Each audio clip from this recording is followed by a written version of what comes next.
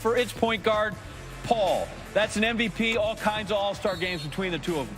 Oklahoma City also gets 2 #1 draft picks and a couple of swaps for 2 other years. A week after Paul George leaves town, Westbrook goes to reunited with James Harden. Paul started his NBA career in Oklahoma with the hurricane-transplanted Hornets. Adrian Wojnarowski, of course, first with the news of this trade here with us on SportsCenter to fill us in on what else is happening. Woj, from first making Russ available to making a deal seems to have happened really quickly. How did it all come together? Very much by design, John. Oklahoma City, Russell Westbrook, they did not want this to linger, and they were aggressive this week in searching out trade partners. Houston, Miami. Detroit showed some interest, but it was really a Houston-Miami derby. And, earlier today, Houston, Oklahoma City came to terms on an agreement, and this was done almost as soon as this auction started. If OKC didn't want to strand Westbrook in the middle of what's going to be a rebuilding project because they have all these #1 picks now, it seems the same might go for a 34-year-old Paul. Is there more to come here with CP3? I believe so, John. I think the Thunder are going to talk with Chris Paul's agent, Leon Rose, try to get a sense of what he might like to happen here. 3 years, $124 million left on Paul's contract. It's 1 year less than Westbrook's 4 for $171. That goes back to Houston. But, they're trying here. They're headed toward a rebuild. They still have a team this year, that's competitive in Oklahoma City. The market's going to be a very short list of teams, probably beginning and ending with Miami, to see if there's a deal that could possibly work with the Heat, see if they're willing to take on that money and whether they might want a draft pick with it to take on that kind of money. But they were interested in Westbrook. Houston beat them out for him. Now I think there could be a conversation to be had between Oklahoma City and Miami. Otherwise, Oklahoma City would start the season with Chris Paul. He actually played there once before when New Orleans, after Hurricane Katrina, played their season there. He's familiar with the market. But at this point in his career, Chris Paul wants to win. He wants to be with a contender. He doesn't have that with the Thunder. Somebody call Pat Riley. Woj, the offseason reshaping of the NBA continues. Thank you. Thanks, John. All right, this pair pretty fascinating on a number of levels over the past 5 seasons. They rank 1, 2 in the NBA in a number of key categories. Harden first in points. Westbrook tops in the league in assists and usage rate. 2 guys who love the ball in their hands, and now to a guy who loves the mic and the camera and who played some college basketball, Stephen A. Smith. Right out of the gate, what do you make of this deal? Pardon the interruption, but I'm Stephen A. Smith. Hey, Tony, when Wilbon is gone, do you miss him? Tony Kornheiser. Wilbon? Wait, is he the guy who used to sit there? Is he that guy? So we say this, we kid because we love, and because as much as we love Wilbon, he's not watching the show. He's in Japan. All right. So we don't have to worry if he sees it or he doesn't see it. But if he texts me, I'll tell him you were great. Somehow, I'll tell him you were great. Somehow, I don't think you would be worried even if he did. Probably. Welcome to PTI, boys and girls. With Wilbon too soft to work the entire week, I am lucky to be joined by our great friend from First Take and his very own daily radio show, Mr. Stephen A. Smith. And we begin today with a story about an all-star athlete going to the Bulls. Not Wilbon's Chicago Bulls, real Bulls, actual Bulls, the Bulls that run wild in the streets in Pamplona, Spain.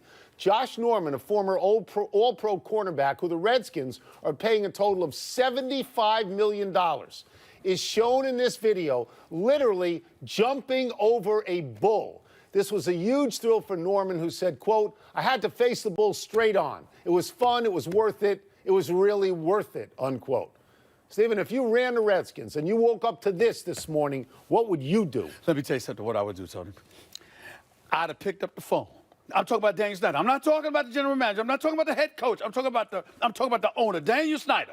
I'd have picked up the phone. I'd said, "Excuse me, I just gave you $37 million over the last 2 years. By the way, you've been here 3 years. You haven't made the Pro Bowl one time. Right. Okay. Underperformed. You've been here. He's underperformed. $37 million. You're slated to make $15 million. Did you know that if I just got rid of you right now, I would save $11 million on my cap? What the hell is wrong with you? Do you know what?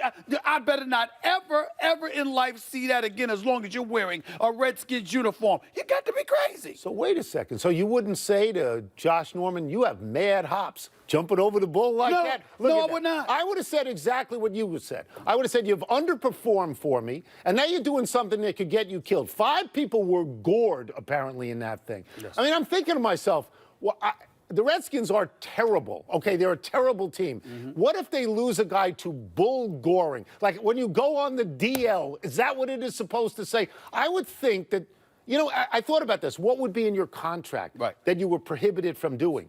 This wouldn't be in there because nobody would ever think you would do this. You're supposed to know better. That's really, I like Josh Norman, but you're supposed to know better. Now, the man accounted for 7 turnovers last year, 3 4. Had a good year, his best year. Had his best year as a Redskin, pretty decent year. Pro Football Focus, Josh Norman, did you know they have you ranked as the 69th best quarterback in football? And I'm watching you jump over bulls? We got a problem. So do you we got a problem. Should we put it in the contract that you can't walk into the Lions, then that you can't hold poisonous snakes at a tent revival? You know what? What are you doing? Come up with anything that you can think of, and plus I would have the right to modify and add stuff at my discretion if it endangers your ability to potentially play football for me. They're not cutting him. Trust me. I know this team. They're not cutting him. They're not. No. They're not. By the way, if you didn't hear about this guy, let me introduce you to him. James Ennis III. A virtual unnamed forward for the Philadelphia 76ers just signed a 2-year extension to remain with the team. When asked why, he didn't say it was about the money, nor did he say it was about his love for the city of Philadelphia. No, Tony, he said the reason he elected to stay was that with Kawhi Leonard now going to L.A., the 76ers would walk into the conference finals in the Eastern Conference. Tony, should he have opened his mouth and said this? And is he right? So my first reaction was, who in God's name is James Ennis III or James Ennis II? And I did small research because I don't do the kind of research that you do. And I find out that he plays about 12 to 15 minutes a game. And he's just some guy. And he's writing checks that Joel Embiid and Ben Simmons have to cash. Now, I've gone through this with Mike. He loves the 76ers, and maybe you do too. So I'm going to sit back and listen on this. But to me, if you lose Jimmy Butler, and you lose J.J. Redick, you've lost a lot of scoring. I don't know why people love the Sixers as much as they do. Well, I would say this. The prevailing point is that his mouth, tried to deposit checks that his backside can't cash. He just needs to keep his mouth shut. Average 6 points, 3 rebounds last year. Just be quiet, be happy you're in the league. That's number one. Having said all of that, I will say this. I have the Philadelphia 76ers as the favorites to come out of the East. Boston has lost Horford. Where did they lose him to? To Philadelphia. They've lost Kyrie Irving, although they replaced him with Kemba Walker. There's some depth issues as well. Milwaukee lost Mirotic. He goes back to Europe. You lost Brogdon. He goes over to Indiana. But they got the best player in the league. I understand that, but again, Brogdon and Mirotic are 2 big losses, okay? Right. We saw Toronto smoke them, led by Kawhi Leonard. He's now in Los Angeles with the Clippers. So when you think about the preeminent roadblocks in the Eastern Conference that could potentially derail the Philadelphia 76ers, all 3 of those teams are a lesser version of what they were last year. Meanwhile, although the Sixers lose Redick and they lose Jimmy Butler, 2 big losses, make no mistake. They got Horford. They acquired Josh Richardson, who's a damn good 2-way player coming from Miami.